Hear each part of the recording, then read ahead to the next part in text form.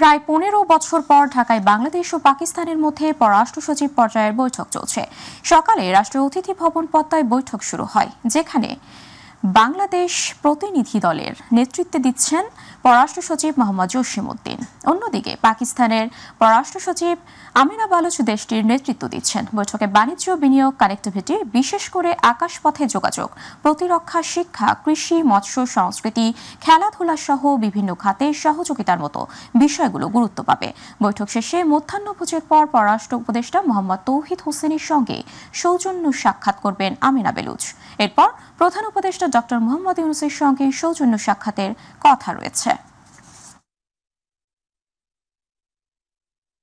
রাজনৈতিক দলগুলোর সাথে আলোচনার মাধ্যমে জাতীয় সনদ তৈরি করতে চায় বলে জানিয়েছেন ঐকমত্য কমিশনের ভাইস চেয়ারম্যান অধ্যাপক আলী রিয়াজ।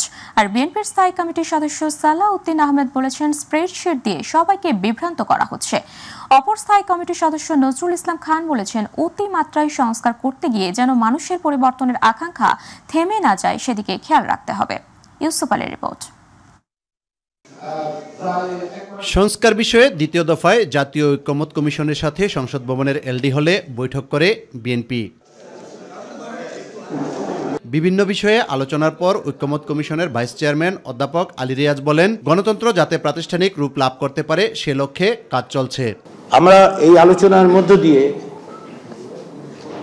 আমাদের লক্ষ্য হচ্ছে একটি জাতীয় সনদ তৈরি করা, যাতে করে আমরা বাংলাদেশে একটি স্থায়ী গণতান্ত্রিক ব্যবস্থা প্রতিষ্ঠা করতে পারি। বারবার আমরা দেখেছি যে গণতন্ত্র কেবল হোঁচট খেয়েছে তা নয়, একটি ব্যক্তিতান্ত্রিক স্বৈরতন্ত্র প্রতিষ্ঠিত হয়েছিল এই দেশে, সেগুলো যাতে ভবিষ্যতে না ঘটে। বিএনপির স্থায়ী কমিটির সদস্য সালাউদ্দিন আহমেদ বলেন, যে সংস্কার জাতির জন্য কল্যাণকর হবে সেগুলোই বিবেচনা করা হবে। স্প্রেডশিটগুলো দিয়ে ওনারা আসলে এটা বিভ্রান্ত করেছেন আমাদের সবাইকে, বলতে গেলে মিসলিড হয়েছে, এটা দেওয়া উচিত হয়নি।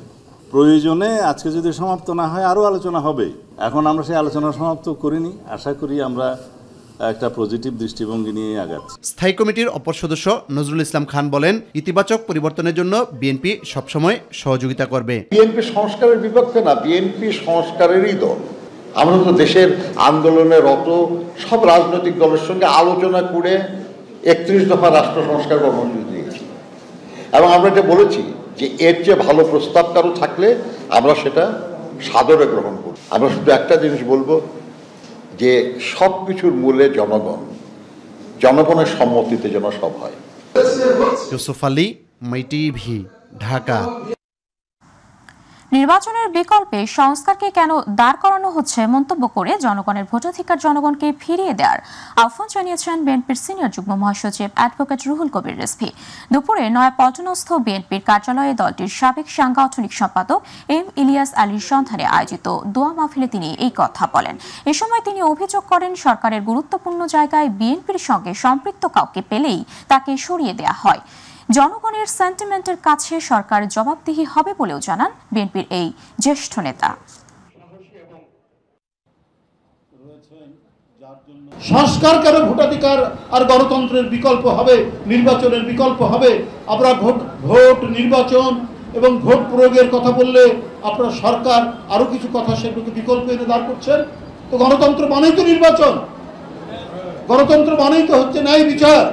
প্রয়োজনীয় সংস্কার তো বিএনপিও তো বলেছে বারবার, কিন্তু এই ডিসেম্বর জুনের এক ধরনের দোলনার মধ্যে কেন দুলছে বাংলাদেশের নির্বাচনী ওয়াদা? সরকারের নির্বাচনী ওয়াদা ডিসেম্বর আর জানুয়ারির মধ্যে এই যে পেন্ডুলামের মতো দোল খাচ্ছে। জামাতে ইসলামের আমির ডক্টর শফিকুর রহমান বলেছেন, দৃশ্যমান গ্রহণযোগ্য মৌলিক সংস্কার ছাড়া নির্বাচন গ্রহণযোগ্য হবে না। তিনি বলেন, এমনভাবে জনগণের ভোটাধিকার ফিরিয়ে দিতে হবে যাতে করে কোনো প্রশ্ন না থাকে। এছাড়া গণহত্যাকারীদের বিচার করতে হবে। বাংলাদেশে ফ্যাসিবাদের কোনো ঠাঁই নেই। দুপুরে রাজধানীর একটি হোটেলে ইউরোপীয় ইউনিয়ন সফর সম্পর্কে প্রেস ব্রিফিংয়ে জামাত আমির এসব কথা বলেন। ইইউ সফরে ইউরোপীয় দেশগুলোর ব্যবসায়ীদের বাংলাদেশে বেশি বেশি বিনিয়োগের আহ্বান জানানো হয়েছে উল্লেখ করে তিনি বলেন, রোহিঙ্গা সংকট সমাধানে উদ্যোগ নিতে ইউরোপীয় দেশগুলোর প্রতি আহ্বান জানানো হয়েছে। জলবায়ু সংকট মোকাবেলায় শুধু অর্থ বরাদ্দ নয়, উন্নত দেশগুলোর নজরদারিও বাড়ানো প্রয়োজন বলেও জানান জামাত আমির। জনগণের চাহিদা, মিনিমাম চাহিদার আলোকে যে সংস্কার, সেই সংস্কারে আমরা কিভাবে কতটুকু সহযোগিতা করছি তার উপর নির্ভর করছে এই নির্বাচনের অনুষ্ঠান হওয়ার বিষয়টা। এটা এবং বিচার এই দুইটা ব্যাপারে মানে সামান্য কোনো এদিক সেদিক করার কোনো সুযোগ নেই, এবং কেউ বলবে না যে আমরা বিচার চাই না, কেউ এটাও বলবে না আমরা সংস্কার চাই না। সবাই বলতেছে সংস্কার চাই। তাহলে এই গুরুত্বপূর্ণ জায়গায় তো আমাদেরকে অবশ্যই আন্তরিকতা নিয়ে এগিয়ে আসতে হবে এবং সহযোগিতা করতে হবে। শিক্ষা উপদেষ্টা অধ্যাপক চৌধুরী রফিকুল আবরারের সঙ্গে আলোচনায় বসেছেন 6 দফা দাবিতে আন্দোলনরত পলিটেকনিক ইনস্টিটিউটের শিক্ষার্থীরা। সকাল 10:30টার পর সচিবালয় শিক্ষা মন্ত্রণালয়ের সভাকক্ষে এই বৈঠক শুরু হয়। 16 সদস্যের প্রতিনিধি দল সভায় বসেছেন। সভা শেষে সংবাদ সম্মেলনে বিস্তারিত জানানো হবে। এর আগে গতকাল রেলপথ ব্লকেট কর্মসূচির ঘোষণা দিয়েছিল শিক্ষার্থীরা। রাতে প্রধান উপদেষ্টার হস্তক্ষেপে এবং শিক্ষা উপদেষ্টার আহ্বানে রেলপথ ব্লকেট কর্মসূচি শিথিল ঘোষণা করেন তারা। ঢাকা মহানগর দক্ষিণ আওয়ামী লীগের সাবেক সাধারণ সম্পাদক শাহে আলম মুরাদকে গ্রেপ্তার করেছে গোয়েন্দা পুলিশ টিভি। তিনি ঢাকা মহানগর আওয়ামী লীগের কার্যনির্বাহী সদস্যও ছিলেন। রাজধানীর উত্তরা থেকে তাকে গ্রেপ্তার করা হয়। মুরাদের বিরুদ্ধে বৈষম্য বিরোধী ছাত্র আন্দোলনের একাধিক মামলা রয়েছে। তার বিরুদ্ধে আইনানুগ ব্যবস্থা প্রক্রিয়াধীন।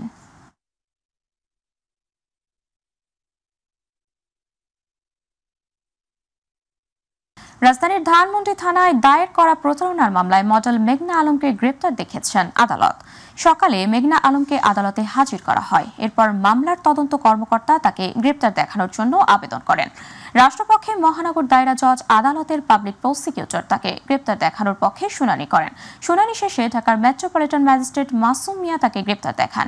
এর আগে গত বৃহস্পতিবার রাতে বিশেষ ক্ষমতা আইনের মডেল মেঘনা আলমকে 30 দিনের আটকাদেশের আদেশ দেন ঢাকার চিফ মেট্রোপলিটন ম্যাজিস্ট্রেট আদালত। মুক্তিযুদ্ধ বিষয়ক উপদেষ্টা ফারুক আজম বলেছেন, মুজিবনগর সরকারের নাম পরিবর্তনের কোনো ইচ্ছা এই সরকারের নেই, কারণ ইতিহাস কখনো মোছা যায় না। ইতিহাসকে ইতিহাসের জায়গায় রাখতে হয়। ভোরে সূর্যোদয়ের সাথে সাথে মুজিবনগর স্মৃতিসৌধে জাতীয় পতাকা উত্তোলন করেন তিনি। গার্ড অনার শেষে স্মৃতিসৌধে পুষ্পার্ঘ্য অর্পণের মধ্যে দিয়ে জাতির শ্রেষ্ঠ সন্তানদের স্মরণ করেন। মুজিবনগর আম্র কাননে মুক্তিযুদ্ধ বিষয়ক ভাস্কর্যগুলো ভাঙচুরের বিষয়ে তিনি বলেন, পুরো স্থাপনা ঘুরে দেখা হচ্ছে। দ্রুত ভাস্কর্যগুলো স্থাপনের উদ্যোগ নেওয়া হবে। তবে ঐতিহাসিক বস্তুনিষ্ঠতার উপর ভিত্তি করে স্থাপনাগুলো নির্মাণ করা হবে।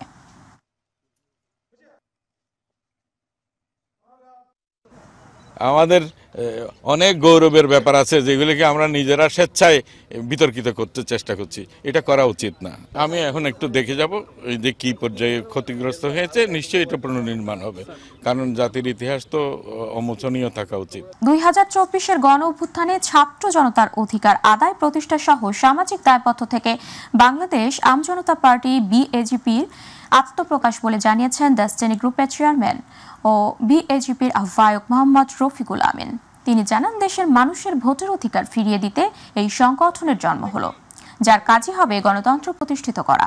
সকালে রাজধানীর একটি হোটেলে বাংলাদেশ আমজনতা পার্টি বিএজিপির আত্মপ্রকাশ অনুষ্ঠানে মোহাম্মদ রফিকুল আমিন এসব কথা বলেন। গোলাবারুদ, মামলা হামলা, গুম খুন সবকিছু উপেক্ষা করে এই ফ্যাসিস্টের বিরুদ্ধে লড়াই করেছি, আমরা রুখে দিয়েছি। আজ বাংলাদেশ আম জনতা পার্টির আত্মপ্রকাশ হলো।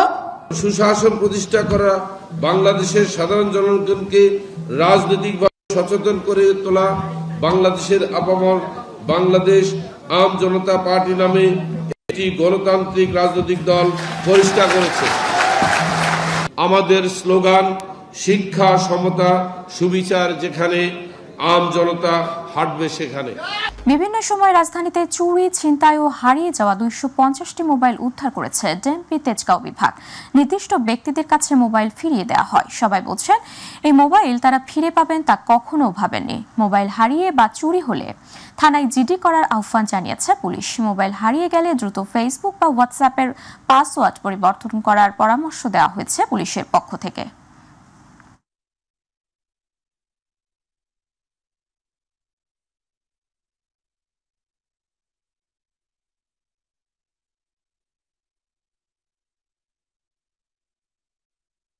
সময় প্রায় 106টি মোবাইল উদ্ধার করেছিলাম। তারই ধারাবাহিকতায় আজকে 251টি মোবাইল আমরা 1 মাসের মধ্যে উদ্ধার করেছি এবং আজকে এখানে মোবাইলের যে প্রকৃত মালিক ওনারা এখানে সবাই এসছেন। এই মোবাইলগুলো ওনাদের হাতে আমরা উঠিয়ে দেব।